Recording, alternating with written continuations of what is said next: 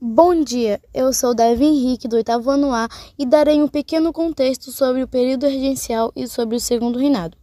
Bem, após a abdicação do imperador Dom Pedro I, seu filho Pedrinho não pôde assumir o trono por ter apenas 5 anos de idade, iniciando assim o período regencial, que é o nome dado quando uma pessoa mais velha governa em nome de uma criança, que no caso durou 9 anos. No entanto, para tentar combater as instabilidades políticas, foi dado pelo governo um golpe chamado de Golpe da Maioridade.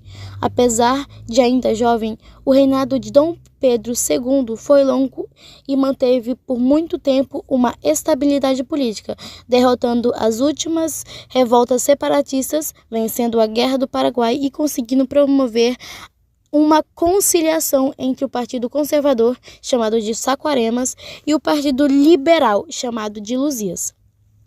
Apesar da resistência dos dois partidos, a gente deve lembrar que eram poucas as diferenças entre os dois, pois divergiam apenas quanto à centralização do poder e à autonomia das províncias. Afinal, é como dizia a frase, nada mais parecido do que um Saquarema do que um Luzia quando chegou ao poder.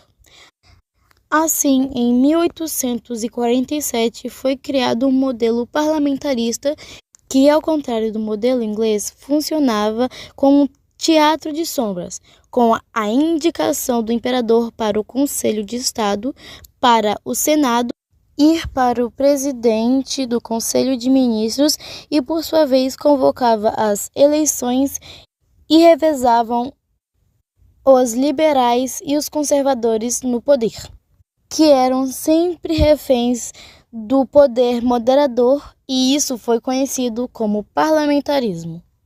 O período regencial foi marcado por uma grande instabilidade política, e os dois partidos que atuaram na política brasileira nesse período eram conhecidos como Partido Conservador e Partido Liberal. O Partido Liberal era um grupo que defendia o fim do poder moderador e uma maior autonomia para as províncias. Era formado por pequenos proprietários rurais e setores da classe média urbana. O Partido Conservador era um grupo centralizado, sendo favorável à autoridade de Dom Pedro II e era formado por membros da elite agrária e magistrados.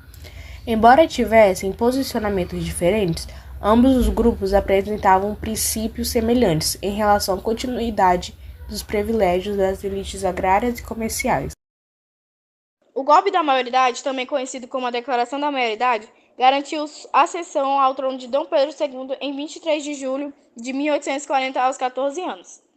A antecipação da maioridade foi a estratégia do Partido Liberal para dar fim no período regencial, 1831 e 1840, quando o Brasil foi governado por regências. Isso aconteceu por conta da abdicação de Dom Pedro I, pai de Dom Pedro II, como imperador do Brasil. O herdeiro só tinha 5 anos na época, por isso Pedro de Alcântara, João Carlos, Leopoldo, Salvador, Bibiano, Francisco Xavier, Paulo, Leocádio, Miguel, Gabriel, Rafael, Gonzaga de Bragança e Bourbon foi declarado maior de idade. O objetivo do golpe da maioridade era estabelecer política ao Brasil. O país estava marcado por confrontos políticos e sociais no primeiro reinado, 1822 e 1831, e que se mantinha no período regencial, 1831 e 1840.